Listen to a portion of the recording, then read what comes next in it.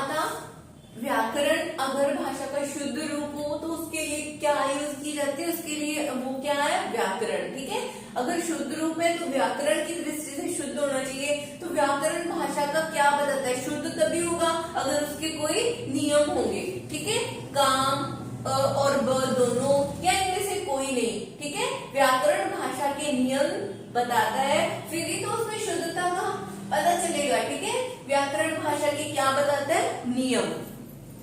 Next question देखो, शब्द सार्थक तभी कहे जाते हैं जब उनका, सार्थक से समझते हो, मतलब कि जिनका कोई अर्थ हो, मतलब हो।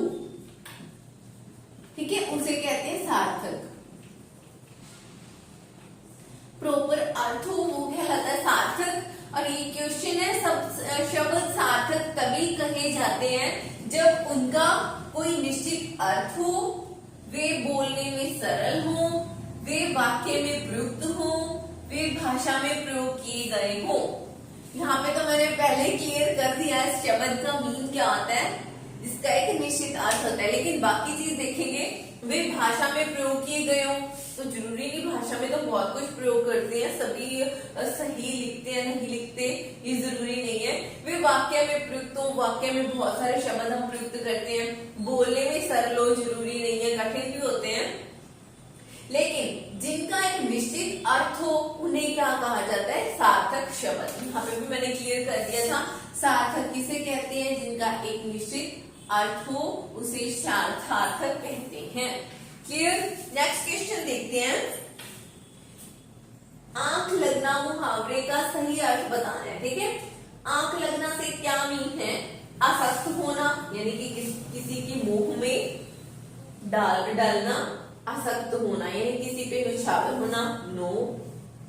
ठीक है, नींद आना, गहरी नींद में सोना या आंखों का चिपक जाना, ये भी गलत। गहरी नींद में सोना जी नहीं, कोई भी अगर सो रहा है तो फिर हम बुलाएंगे तो जरूरी नहीं कि वो बोले ना, वो गुम वगैरह नहीं है। ठीक है, आंख लगना का मीन होता है नींद आना। ठीक है, कहते हैं ना कि मेरी थोड़ी देर के लिए आंख लग गई थी, आंख लगना मीन नींद आना। क्लियर।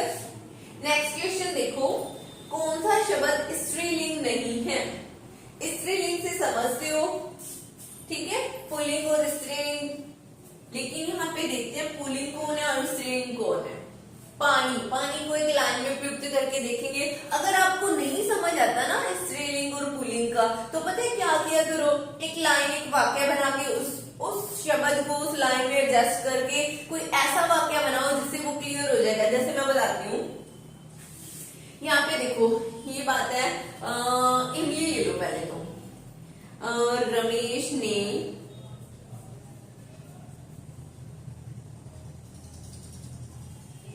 इमली खाया, आपके अकॉर्डिंग ही सही है। खाया किसके लिए यूज करते हैं, पुल्लिंग के लिए, ये पुल्लिंग के लिए ना, खाया शब्द। तो क्या ये लाइन सही लग रही है आपको, रमेश ने इमली खाया। हमें पता है इमली क्या है। अगर मैं लिखूं रमेश ने इमली खाई, ये लाइन सही लग रही है ना आपको, लग रही है ना। इसी तरह हमको शब्द को एक वाक्य में रख के देख लिया करो, फिर उसे बोल के देखा करो। अगर सही लगे वो स्त्रीलिंग है, ना लगे उटपटांग लगे तो आप उसके अकॉर्डिंग आप इसका चयन कर सकते हो। ठीक है, तो ये क्या होगा सही वाक्य, रमेश ने इमली खाई, मतलब कि स्त्रीलिंग। क्लियर। तो ये इमली तो हमारा स्त्रीलिंग है। ठीक है, ये सही है, स्त्रीलिंग है। यहाँ पे बताना है स्त्रीलिंग नहीं है, स्त्रीलिंग है। अब हम रखेंगे चूड़ी को, है ना। सुनीता ने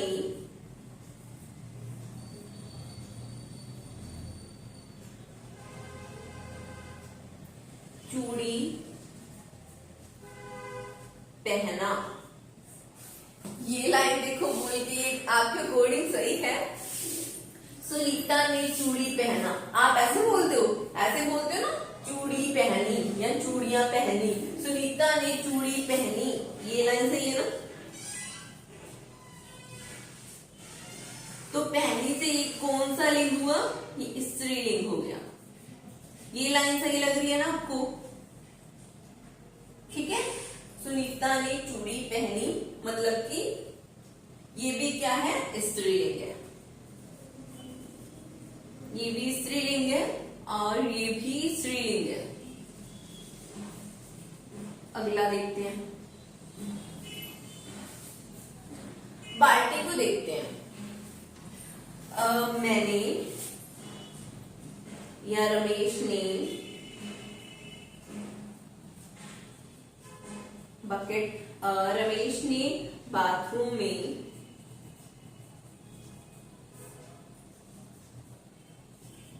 बाल्टी रखी। अब देखो, अगर मैं लिखूं रमेश ने बाथरूम में बाल्टी रखा, क्या आप बोलते हो रखा? बाल्टी रखा नहीं ना, हम ये बोलते हैं बाल्टी रखी। तो ये भी क्या हुआ, स्त्रीलिंग। ऐसे बोल के देख लिया करो अगर ना ही समझ आए तो। अब देखो पानी,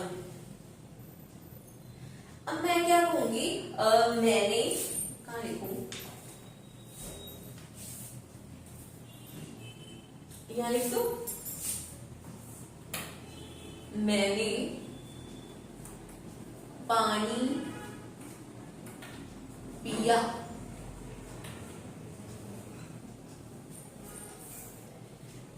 अब देखो पानी, पानी को पिया, पिया क्या था, पुल्लिंग। मैंने ये तो नहीं कहा मैंने पानी पी ली, मैंने पानी पी ली। ये तो होता है, अगर यहाँ पे होता है चाय, चाय पी ली तो जचता था, पानी पी ली जचते नो, लाइन में रखा ना। यहाँ पे मैं लिखूं पानी पी लिया, तो लिया किसके लिए यूज हो गया, पुल्लिंग। समझ आई? यहाँ पे मैंने लिखी कि मैंने चाय पी ली, चाय के साथ पी ली जचता है, लेकिन पानी पी ली नो, है ना। पानी तो पुल्लिंग है, पी लिया आएगा ना कि पी ली, है ना। चाय के साथ जचेगा क्योंकि वो एक स्त्रीलिंग है और पानी के पुल्लिंग। तो यहाँ पे क्या पहचान करनी थी,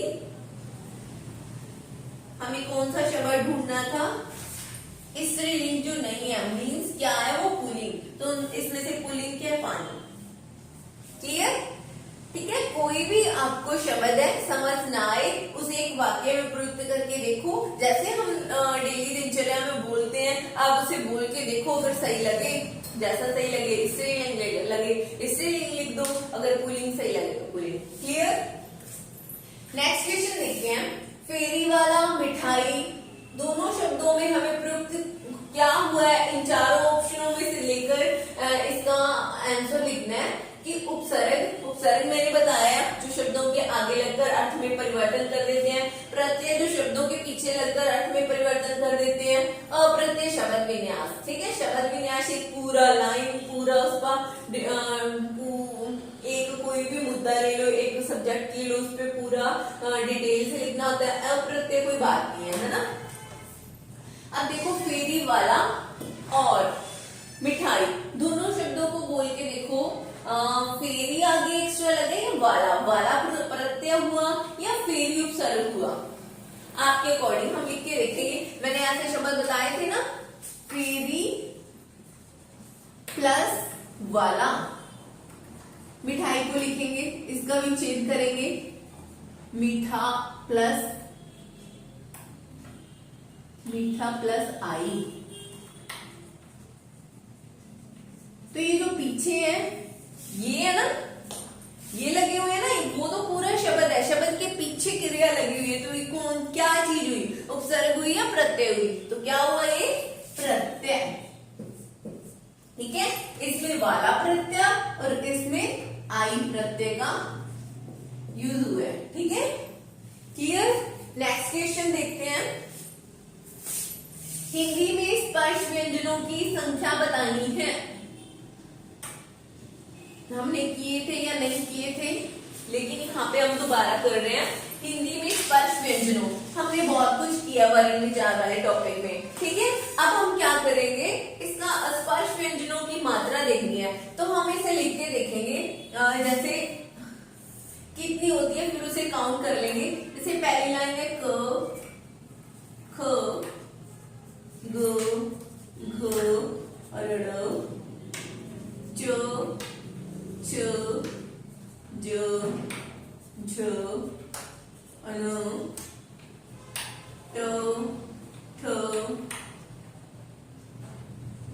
द, ध, न, प, फ, ब, भ, म, त, थ, द, ध और न।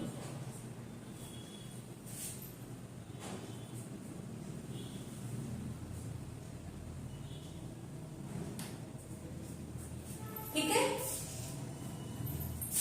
अब देखो ऊपर हमने बताए थे टोटल 11 या 13 कुल स्वर थे 13, टोटल स्वर या अकेले स्वर पूछे तो 11, वो हमने ऊपर कर ही चुके अ से लेकर, है ना। निचले संयुक्त या अंतस्थ या लुंठित प्रकंपित वो मैंने संख्या बता दी थी, है ना, उस दिन हमने अच्छे से क्लियर किया था।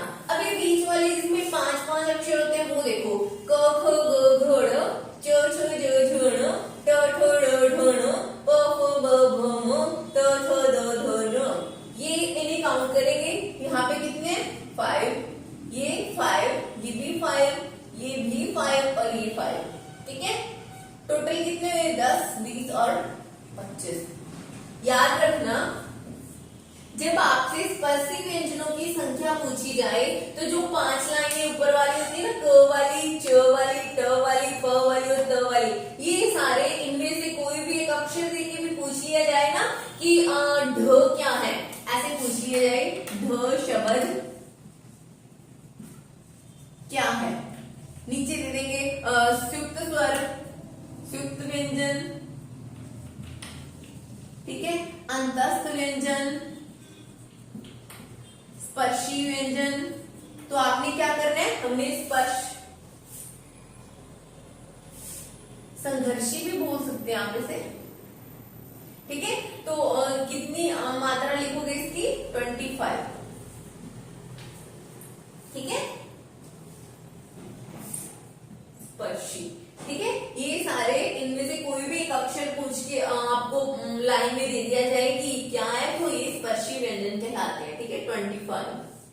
नेक्स्ट क्वेश्चन देखते हैं, सौभाग्य शब्द का विलोम शब्द क्या है। मैंने बताया था विलोम शब्द उल्टा होता है, विलोम का अर्थ होता है अपोजिट या उल्टा। सौभाग्य मतलब कि अभाग्य हुए, दुर्भाग्य हुआ। अभाग्य तो होता है मतलब उसके भाग्य में है ही नहीं कोई चीज, लेकिन यहाँ पे क्या क्वेश्चन है, सौभाग्य, सो का मीन्स होता है अच्छा, कहते हैं ना सुअवसर, सु का मीन अच्छा, सौभाग्य मीन अच्छा, दुर मीन बुरा होता है, याद रखना, दुर का मीन होता है बुरा, तो भाग्य भाग्य है, सौभाग्य अच्छा भाग्य, दुर्भाग्य बुरा भाग्य, तो इसका ऑपोजिट क्या हो गया, बुरा भाग्य यानी कि दुर्भाग्य। नेक्स्ट क्वेश्चन देखो, निम्नलिखित में से कौन सा विकल्प आंक का पर्यायवाची नहीं है, ठीक है। देखो जब हमने पर्यायवाची शब्द पढ़े या आप लोगों ने भी पढ़े होंगे तो उसमें आपने देखा होगा या देखना कि आंक वाला पर्यायवाची निकालना और उसमें से देखना, लोचन आंक को कहते हैं, ठीक है, चक्षु आंक को कहते हैं, नेत्र आंक को कहते हैं, लेकिन आकांक्षा नहीं कहते, ठीक है। आकांक्षा तो होती किसी चीज को ग्रहण करने की, है ना, आकांक्षा है उसे, लेकिन लोचन का मीन आंक होता है, चक्षु का मीन आंक होता है और नेत्र का मीन आंक होता है। यहाँ पे पूछे आंक का पर्यायवाची नहीं है, वो बताना है, तो नहीं कौन सा होगा, आकांक्षा। क्लियर। फिर लास्ट क्वेश्चन देखो, कौन सा विकल्प कहावत नहीं है, ठीक है। कहावत और लोकोक्ति मैंने बताया था सेम चीज होती है, लोकोक्ति को कहावत कहा जाता है और कहावत को ही लोकोक्ति कहा जाता है। चोर चोर मौसेरे भाई सुना होगा, आपने पढ़ा भी होगा, ये यूज की जाती है। लेकिन राई से पर्वत करना क्या ये है, भले आपको देखने में लगे, लेकिन हमने तो ये देखना है कि वो लोकोक्ति रियल में है या नहीं, तो ये गलत है। ये आएगा, क्या आएगा इसका सही, राई का पहाड़ बनाना। देखो कितना अंतर हो गया। इसका मीन क्या है कि छोटी सी राई, छोटी छोटी ये राई होती है ना, यानी कि राई का मीन एक छोटी सी चीज का बहुत बड़ा पहाड़ बना लेना, यानी कि छोटी सी बात उसे बड़ा चढ़ाकर कहना, बहुत बड़ा बना लेना मीन्स राई का पहाड़ बनाना। ठीक है, तो सही कहावत कौन सी है? चोर चोर मौसेरे भाई। और ये क्या है? राई से पर्वत करना नहीं होता, राई का पहाड़ बनाना होता है। तो यहाँ पे पूछना है, कहावत नहीं है तो ये कहावत नहीं है। सही कहावत क्या है? राई का पहाड़ बनाना। ठीक है, यहाँ पे हमारे क्वेश्चन कंप्लीट होते हैं। नेक्स्ट सीरीज कल करेंगे, तब तक के लिए थैंक यू।